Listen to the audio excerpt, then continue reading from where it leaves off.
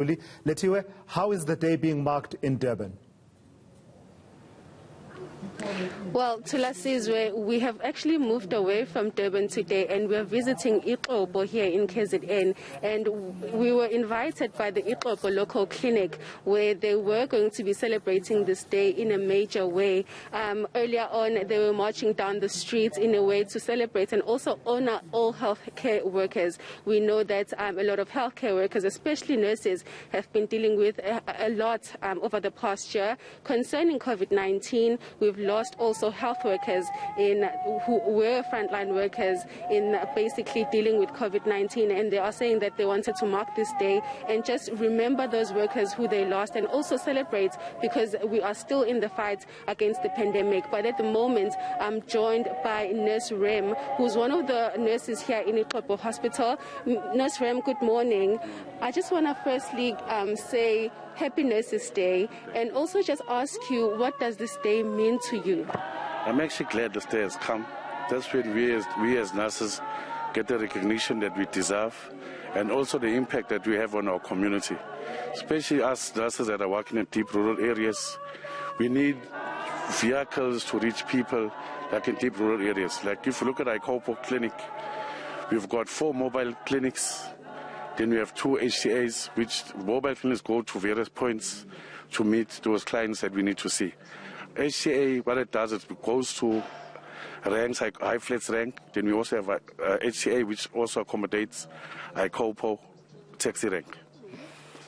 I know that as health workers, you've been dealing with a lot of patients who have COVID-19, and there are some challenges that you're facing, like the ones that you've just mentioned. What are some of the other challenges as Iqobo Clinic that you are facing, because you are in a rural area? The challenge we're having is that we have a high volume of patients coming into Iqobo Clinic. The mere fact that we are central in town, people are coming into town to do their groceries, but because they're killing, sort of like killing 2 birds with 1 stone. They come to town and at the same time they come to be treated at the clinic. Then in that way, they don't go to their immediate clinics that they should be attending, but they just come to our clinic. In that way, now it increases the volume of patients at Iqobo Health Center. Then in that way, we do not have that capacity in terms of nursing staff to accommodate that. But because also with the COVID, which was something new to us, it caused a big problem. We had to adjust ourselves as to how we can accommodate and to deal with this COVID pandemic. We've got the screening area. When all our patients come in, they have to be screened. When they've been screened from there, they have to go to the assessment screening area. Then from there, they have to go to isolation area. But for them to go to isolation area, they first have to be identified in the screening area. But here at Iqobo Health Center, we have a system that we have, that if in the screening area, if a patient has been identified, there's a bell that gets rung. Then the nurses know that have been allocated for COVID that need to attend to that client. Then they will go to isolation area, which is now COVID area. Thank you so much, Ms. Rem. I'm now going to bring in Nurse Jack. Can you please just come this side, Nurse? We've been speaking about some of the challenges that you have experienced as nurses here at the hospital. What are some of the other challenges that you've faced in the clinic? Okay, the clinic, since COVID-19 is a new thing to everyone, we've been struggling with lots of things. Like, for instance, we've been struggling with, like, patient previously. We've been starting to work at around 5 o'clock, so just to push the workload. So now, since there's a COVID-19, we have to screen the patient.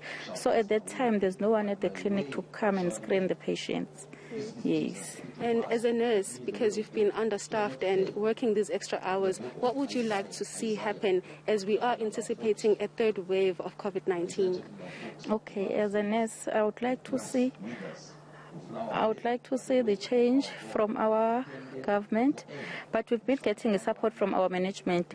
So I would like to see a change, as in a lot of nurses coming into the field, because there are a lot of unemployed nurses. So if the staff can be employed, I think we can cope with the 3rd wave that is coming.